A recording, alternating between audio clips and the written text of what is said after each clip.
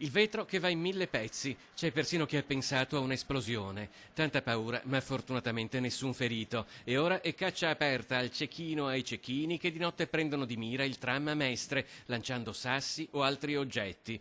Il tram era già stato preso di mira dai vandali. Anni fa erano stati messi dei sassi sulle rotaie, ma mai era stato preso di mira con una costanza che si è ripetuta per 3 notti di seguito e sempre nello stesso punto. Eccola la fermata che è stata presa di mira da chi da diverse notti sta lanciando dei sassi contro questi tram.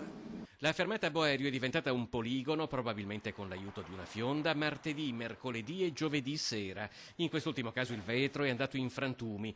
L'autista ha fermato il tram e allertato le forze dell'ordine. Sul posto è intervenuta una volante della questura. La fermata Boerio si trova alla fine di Viale San Marco, in una zona in cui non ci sono né negozi né ristoranti. L'unica attività commerciale aperta era un'edicola che però adesso è chiusa.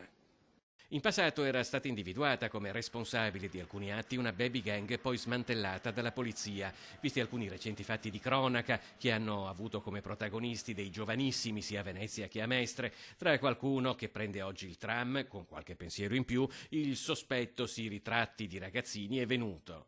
Cosa posso dire? La gente un po'. I figli di ultimamente, di questa generazione, penso che siano proprio ragazzini che non sanno cosa fare, si divertono in questa maniera qua. Ma è più preoccupata adesso? Beh, insomma, sì, non è proprio il massimo.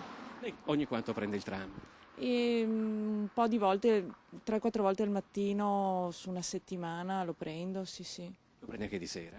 Beh, no, quando torno scendo qui la sera, sì. Per cui comunque diciamo che è nella zona calda. Sì, sì.